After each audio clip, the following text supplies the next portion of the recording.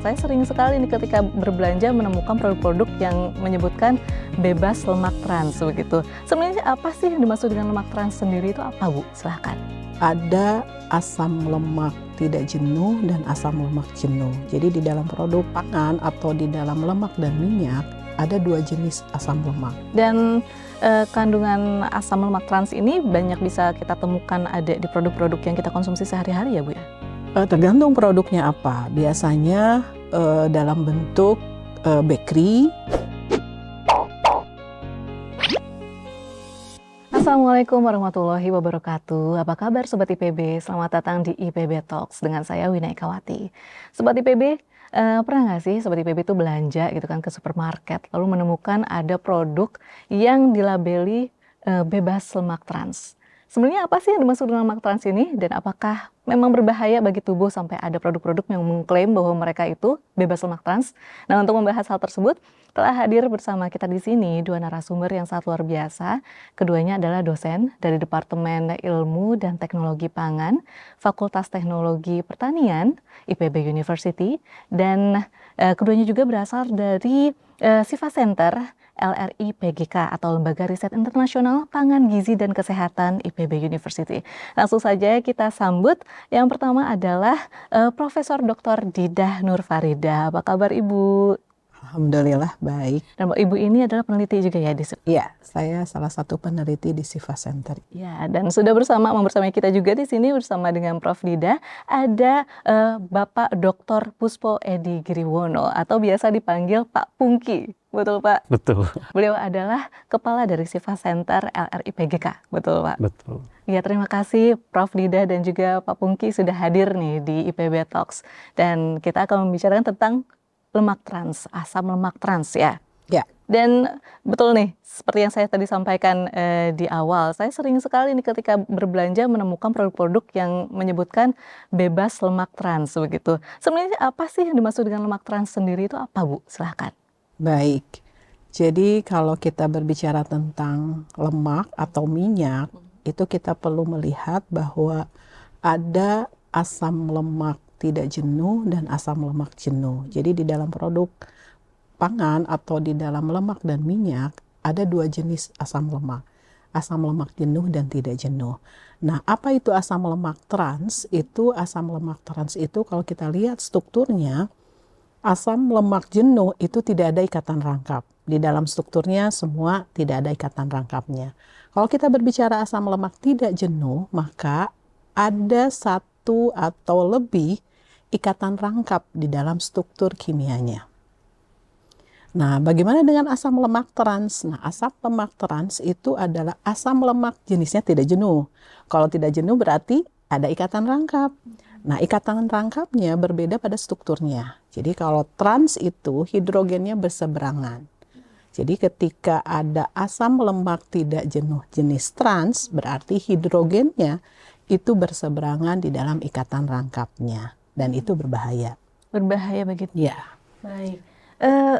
Itu asalnya dari mana sih lemak trans asam tersebut? Lemak trans asam lemak tersebut, trans ya. Dan terbentuknya seperti apa? Oke, jadi asam lemak trans itu ada dua jenis, ya. Ada dari ruminansia dan dari industrial. Jadi kalau dari ruminansia dari mana nih? Jadi dari lambung ruminansia seperti sapi, kambing, domba itu ada jenis bakteri yang bisa memetabolisme dan menghasilkan asam lemak tidak jenuh jenis trans.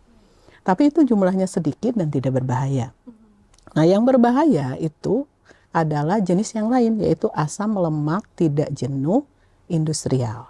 Kenapa industrial? Karena memang sengaja dibuat untuk memperoleh asam lemak trans jenis trans tadi ya. Memang sengaja dibuat nih. Gimana cara membuatnya? Nah, misalnya kita punya lemak atau minyak dalam bentuk cairan, kemudian kita ingin membentuk semi plastis, maka orang menambahkan hidrogen. Jadi prosesnya penambahan hidrogen pada minyak atau lemak dalam bentuk cair, kemudian ada panas dan ada katalis suhu tinggi, maka akan diperoleh asam lemak tidak jenuh jenis trans tadi. Dan itu kandungannya sangat tinggi, bisa sampai 60%. Wow. Jauh Jadi sekali kalau ya sama yang tadi yang ruminan. prosesnya itu parsial. Jadi parsial itu sebagian. Jadi kalau asam lemak tidak jenuh, kalau full terjadi hidrogenasi, maka akan membentuk asam lemak jenuh. Tapi kalau parsial hidrogenasi, bukan hanya asam lemak jenuh yang terbentuk, tapi asam lemak tidak jenuh jenis trans yang terbentuk yang berbahaya tadi yang bisa sampai 60%. Justru itu yang berbahaya. Dan itu ya. berbahaya. Mbak Wina, yang berbahaya itu adalah asam lemak jenis trans industrial.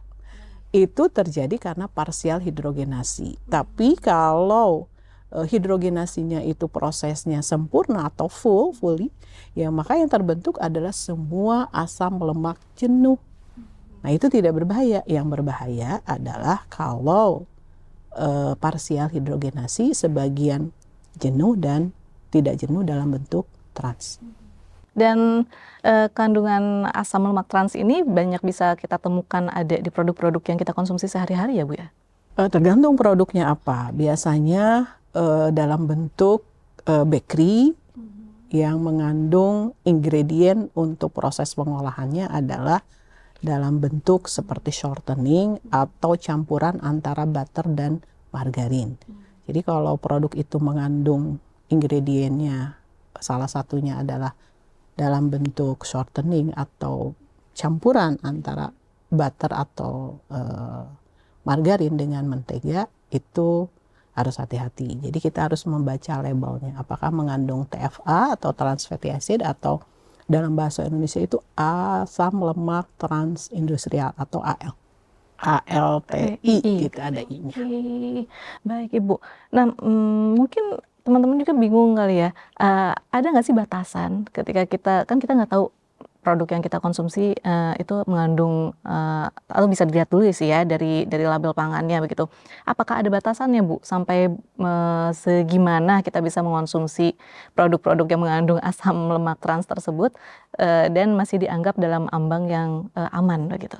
Nah, sebenarnya WHO itu sudah punya program untuk eliminasi asam lemak jenis trans ini. Jadi kalau kita melihat anjuran dari WHO itu menyebutkan bahwa batasan maksimum untuk produk yang ada asam lemak transnya adalah 2%. 2% itu dari mana? Jadi 2% itu adalah 2 gram asam lemak tidak jenuh jenis trans dalam 100 gram minyak. Jadi kalau produknya itu misalnya bakery, bukan dalam 100 gram bakery, tetapi kita harus mengekstrak minyak dari bakery tadi dan kandungannya itu dalam basis oil atau minyak, bukan dalam bentuk produknya. Baik, jadi sebenarnya dari WHO sendiri sudah ada batasan ya, menarik. Berarti memang benar-benar lemak trans ini, asam lemak trans ini sesuatu yang perlu kita perhatikan ya, karena berbahaya bagi tubuh. Nah, mungkin bisa dijelaskan juga nih oleh Pak Pungki, segimana berbahayanya sih si asam lemak trans ini bagi kita? Jadi mungkin harus melihat sejarahnya dulu. Kenapa kok kemudian trans fat ini atau asam lemak trans itu ada, dilihat gitu ya. Dan kemudian terutama harus ditindak supaya benar-benar dieliminir. Jadi cukup drastis karena dulu awalnya itu justru lemak trans itu memang disengaja dibuat karena untuk menstabilkan sekian banyak minyak yang kandungan asam lemak tidak jenuhnya itu tinggi. Ya. Karena kalau misalnya tidak jenuh tinggi kan mudah teroksidasi ya, kan ya mudah tengik, mudah susah dan segala macam sampai kemudian dihidrogenasi lebih padat, lebih stabil penggorengan dan seterusnya. Awalnya itu jadi ini mulainya tahun 1907 kurang lebih. Dan kemudian sekian puluh tahun itu dinilai, ini justru digembor-gemborkan lebih sehat daripada asam lemak jenuh. Betul, yang justru dari awalnya hewan. dibilangnya lebih. Ya. Betul. Dan itu adalah sekian banyak messaging yang muncul dari Kementerian Kesehatan pun dari Amerika itu adalah ini gunakan ini lebih baik. Lebih baik daripada yang hidrogenasi parsial gitu ya. Yang dari hewan kan ya, Ya, dari yang hewan. Sampai ke kemudian tahun 60-70-an itu sekian banyak data epidemiologik melihat bahwa kok mortalitas akibat kardiovaskuler atau sklerosis koroner jantung dan seterusnya itu meningkat sekali. Dan ketika dicocokkan dengan konsumsi asam lemak trans yang sekian puluh tahun itu sangat tinggi, oh ini ada Korelasi ya? bukan hanya korelasi tapi sampai ke hubungan sebab akibat. Sebabnya adalah konsumsi asam lemak Asam trans yang lemak trans tinggi, yang tinggi terus kemudian berpengaruh terhadap kejadian kematian sampai ke kematian gitu loh. Jadi itu kurang lebih adalah kalau misalnya bahayanya seperti apa? Bahayanya menyebabkan kematian yang lebih tinggi akibat arteriosklerosis, kan jantung koroner, kardiovaskuler. Kenapanya kurang lebih adalah untuk saat ini pemahamannya itu proses asam lemak transnya secara metabolisme di dalam sel itu menyebabkan kebanyakan inflamasi yang bermunculan dalam sel, sehingga dia tuh mudah sekali untuk menempel di dinding pembuluh darah sel. Lama-lama kan membentuk plak ya, penebalan dan seterusnya. Itu yang menyebabkan arteriosklerosis kurang lebih. penyakit jantung koroner itu Dan ya. penyakit jantung koroner dan seterusnya. Jadi oke, rupanya ini jauh lebih jahat daripada asam lemak jenuh berasal dari hewan yang selama ini kan tolong hindari yang satu itu kan ya. Ini justru jauh lebih tinggi menyebabkan kematian kan itu. dibandingkan asam lemak jenuh. Baik, wah, berarti memang ada perlu waktu berpuluh tahun sampai menyadari bahwa ternyata si asam lemak trans ini tuh berbahaya begitu Bu, kita melihat sejarahnya begitu. Nah, untuk sekarang sendiri kondisinya kan sudah diketahui nih bahwa si asam lemak trans ini berbahaya gitu kan bagi tubuh kita. Dan dari WHO pun sudah ada batasannya tadi ya sudah disampaikan oleh Ibu. WHO bahkan sudah ada apa namanya seperti arahan untuk replacement dari produk yang mengandung asam lemak trans begitu. Nah, kalau dari Kemenkes RI sendiri bagaimana? Apakah ada batasan atau sudah ada kebijakan yang mengatur terkait dengan asam lemak trans ini? Ini jadi diskusi sebenarnya masih ongoing sejujurnya. Jadi misi dari WHO sendiri itu adalah melihat betapa signifikan asam lemak trans ini menyebabkan kematian karena penyakit koroner tadi itu. Itu sehingga mereka sangat berinisiatif untuk mulai meminta sekian banyak negara itu tolong ada kebijakan lah kurang lebih. Apakah eliminir total atau kebijakan untuk membatasi di minyak saja, di produk akhir dan seterusnya. Demikian juga dengan yang kami kerjakan bersama ya dari SIVAS dengan Kementerian Kesehatan RI dengan program dari WHO ini untuk melihat mensurvei dan kemudian menganalisis sekian banyak makanan produk pangan yang produk pangan di Indonesia itu adalah kita sama-sama baru menghasilkan datanya. Ini seperti ini petanya di Indonesia. Terus kemudian ini kan masih berlangsung ya, ongoing. Bagaimana kebijakan yang kita inginkan adalah yang tepat sasaran kan, kurang lebih. Jadi apakah nanti kebijakannya itu mulai dari himbauan, edukasi, dan mulai pembatasan kan ya, regulasi dan seterusnya. Karena ini kalau boleh dijelaskan sedikit lebih lanjut itu adalah kadang-kadang WHO itu dengan standar pangan dunia, kodeks standar itu kan memang pembentukan dari FAO WHO. Tapi kadang-kadang WHO itu punya misi yang sangat krusial, sangat signifikan, itu ingin bergerak sendiri karena kalau menunggu standar dari kodeks itu lama, itu bertahun-tahun. Dan ini melihat emergency kan ya kurang lebih. Sehingga WHO bergerak untuk kemudian mulai meminta atau mengingatkan negara-negara. Sekian banyak negara itu sudah punya kebijakan membatasi lemak trans kan itu. Demikian juga diharapkan Indonesia pun mulai memikirkan bagaimana kebijakan tadi itu pembatasan atau eliminir dan seterusnya. Melihat dari hasil gini kembali lagi, kalau di Indonesia jenis minyaknya itu apakah memang banyak menghasilkan trans fat? Karena kalau kita lihat uniknya dari minyak sawit kita itu adalah tidak perlu proses hidrogenasi parsial tadi itu kan itu, sehingga muncul lemak trans di minyak atau di produk pangan kita itu mungkin nggak semasif yang ada di negara barat, lain. Karena kita punya sawit, jadi sawit itu kalau kita lakukan proses fraksinasi itu kan ada yang bagian fase padatnya. Nah, jadi sebenarnya proses hidrogenasi itu kan untuk merubah minyak yang tadinya cair ya, membentuk semi plastis ya. Nah, atau plastis. Nah, ini sebenarnya kalau sawit hasil fraksinasi itu tidak perlu lagi hidrogenasi karena ada fraksi yang memang bisa sebagai lemak padat gitu. Oke, menarik sekali nih Bapak Ibu.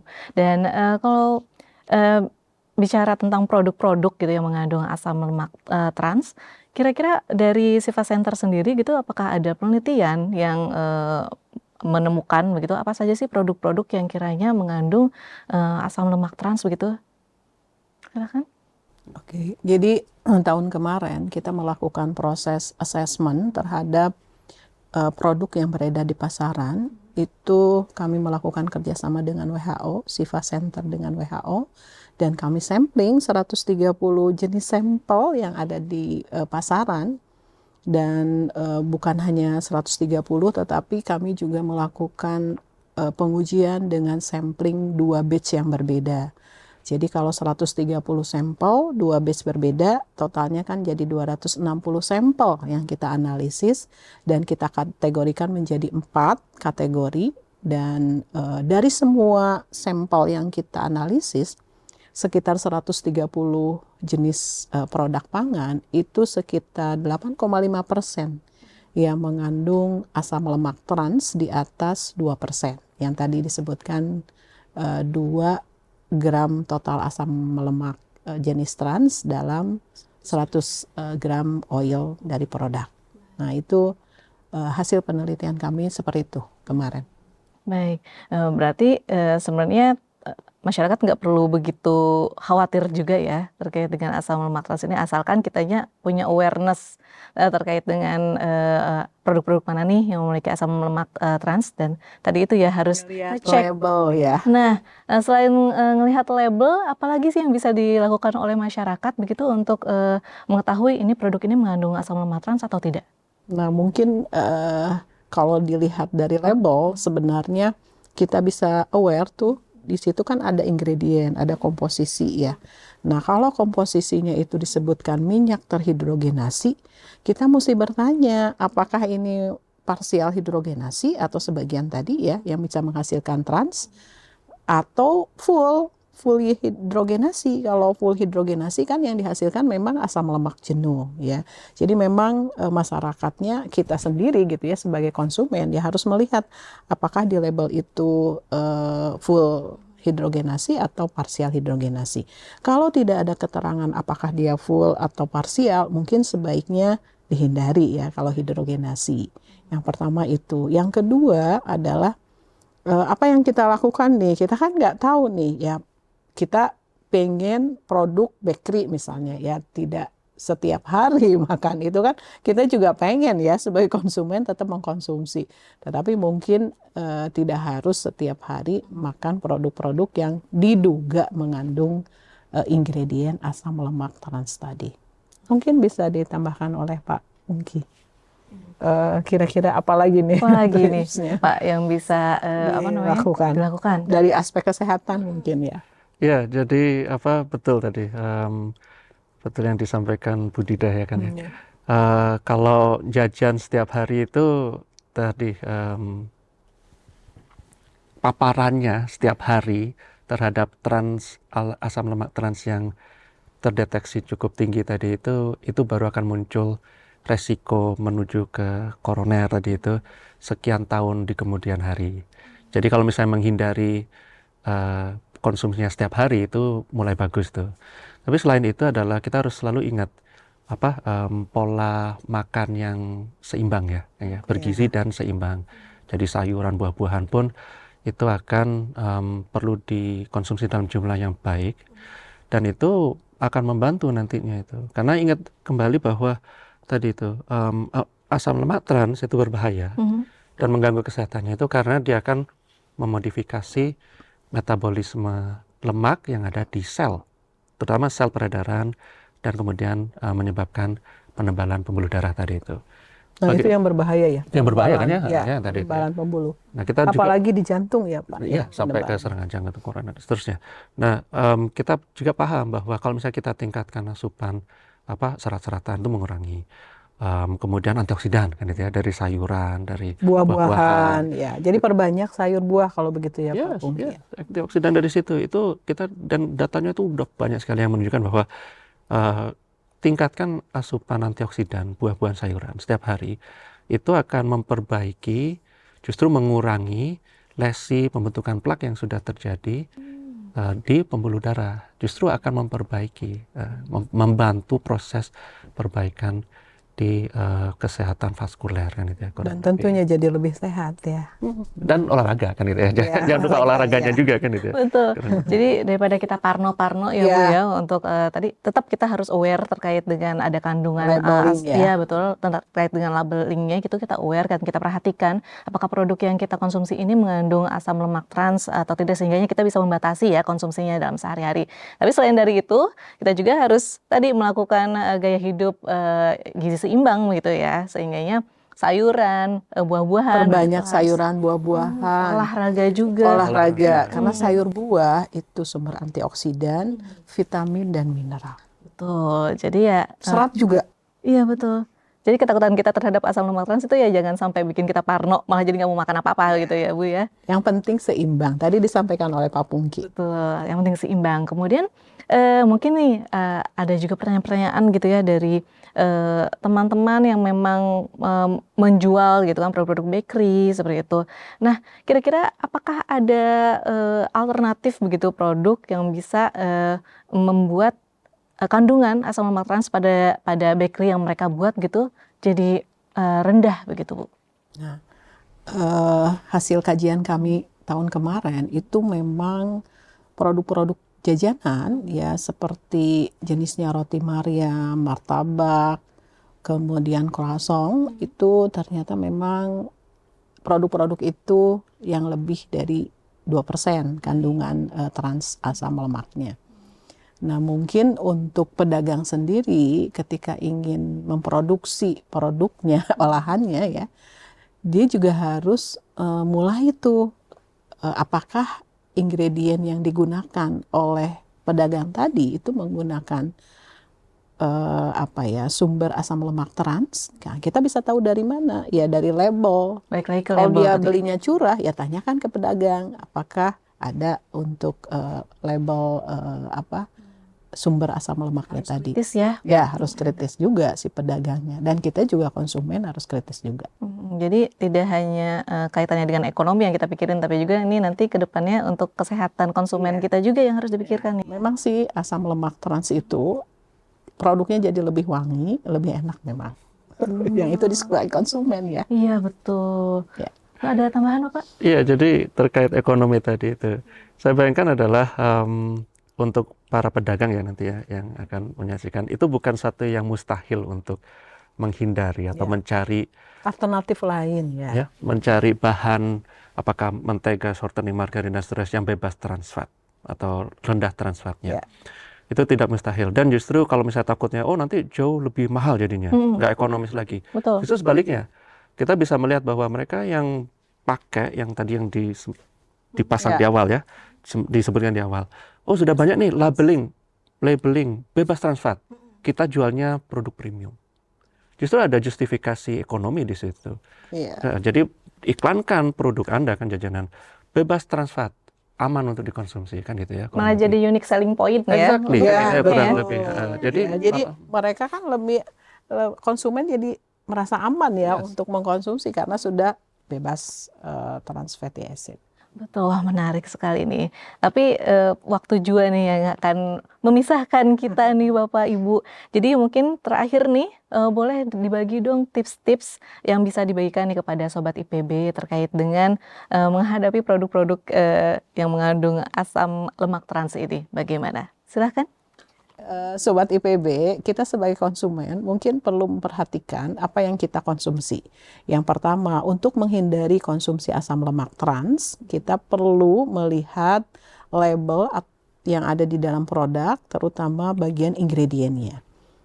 Kalau kita beli margarin atau beli mentega, lihat di situ bebas TFA atau tidak, bebas TFA atau trans fatty acid, berarti kita bisa beli itu. Yang kedua, kalau di ingredient itu hanya disebutkan hidrogenasi, sebaiknya dihindari karena mungkin dia parsial atau full. Kalau full Tapi tidak jelas tidak gitu ya? jelas itu ya hidrogenasinya. Itu juga bisa kita hindari.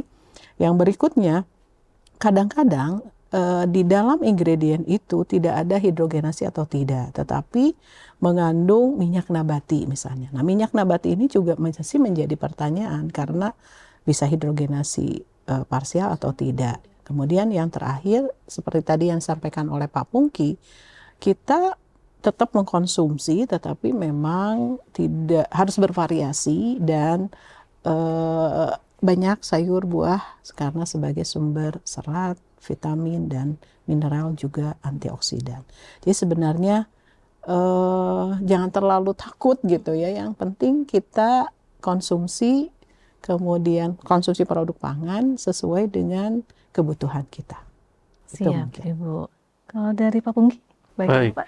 Jadi kalau ingin menambahkan ya kurang lebih dari penjelasan Bu Dida, karena terkait dengan kecemasan dari konsumen, kita ingin memberi assurance di sini bahwa Indonesia pun dan banyak stakeholders di sini yang bergerak untuk berusaha melindungi keamanan pangan dari konsumen.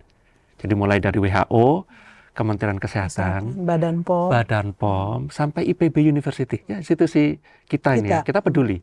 Siva Center, ITB, semuanya peduli untuk bagaimana kita menangani trans fat ini. Kajian-kajian ini menjadi awal untuk memperlihatkan bahwa ternyata memang ada 8,5% yang mengandung asam lemak trans untuk produk yang kita sampling ya. Ya kan ya? Mayoritas sisanya itu aman, which is good news kan itu kan. Nah, yang 8% ini bagaimana? Itu adalah upaya untuk kita bersama-sama negara itu, yuk kita tangani secara tepat sasaran, katanya kurang lebih. Nah, yang berikutnya itu adalah tadi pesan bahwa kita mulai kritis terhadap gaya hidup kita itu menjadi penting. Iya, betul. Ya? Membaca label, kemudian menjaga hygiene kan itu ya. Itu kan semuanya umum kan itu ya. Tinggal bagaimana istilahnya itu adalah di kami itu adalah membudayakan food safety. Nah, jadi food safety itu bukan hanya dari bakteri atau bukan hanya itu, tapi juga ikut membaca label kontaminan apa kira-kira yang ada. Sadar itu kan budaya food safety, membaca label dan kemudian mengonsumsi dalam jumlah yang sewajarnya. Tadi juga penting tadi itu gaya hidup sehat itu olahraga, kemudian memvariasikan makanannya, sayuran, tingkatkan sayuran dan buah-buahan kan itu antioksidan itu kita paham lah semua itu. Tinggal bagaimana itu kita terjemahkan ke kebiasaan hidup sehari-hari. Untuk membangun kebiasaan yang baik. Ya, kurang lebih. Dan mudah-mudahan dengan ini kami appreciate sekali. Kan kita sama-sama membantu ya. Jadi membantu masyarakat lah kurang lebih. Dengan IPB TV seperti ini mudah-mudahan ini bisa ditonton dan kemudian bisa dijelaskan pada keluarga, edukasi keluarga semuanya. Oke, kalau misalnya jajan hari ini mungkin besok kita jajanan sayuran kan itu buah-buahan dan seterusnya. Lebih banyak gitu ya. Kan gitu kan. Jadi ini sama-sama kita kerjakan bersama. Ya. Amin, betul ya Pak ya, betul Bu. Jadi memang kita harus sudah mulai dari sekarang, udah mulai aware tadi membaca label. Jadi kadang seperti saya sendiri nih dengan ngobrol-ngobrol begini jadi meningkatkan awareness saya terkait pentingnya kita memahami label produk yang akan kita konsumsi begitu ya. Kadang kan kita yang kita lihat harganya wah lagi diskon nih ambil gitu, atau lihat rasanya aku suka nih gitu kan. Tapi sekarang udah mulai kita sama-sama aware juga terhadap label pangannya tadi, ingredientsnya apa, apakah mengandung TFA atau tidak begitu kan, sudah mulai melihat ke sana. Dan tapi jangan bikin kita jadi parno juga. Tadi lakukan gaya hidup gizi seimbang, terusnya juga olahraga harus mulai kita lakukan dari sekarang, jangan cuman besok deh, ya kan lusa aja deh, tapi nggak dilakukan. Jadi lakukan mulai sekarang. Lakukan sekarang ya, karena kalau besok terus ya nggak kejadian ya Bu ya. Ya, sekali lagi terima kasih Prof. Dida dan juga Pak Pungki sudah hadir di IPB Talks, dan saya yakin pasti Sobat IPB banyak sekali mendapatkan insight nih dari obrolan kita sekarang. Ya, terima kasih sekali lagi. Dan Sobat IPB, demikian obrolan kita bersama Profesor Dida dan juga Pak Pungki di IPB Talks kali ini. Saya Winnie Kawati dan seluruh kru pamit undur diri. Sampai jumpa. Wassalamualaikum warahmatullahi wabarakatuh. Waalaikumsalam warahmatullahi wabarakatuh.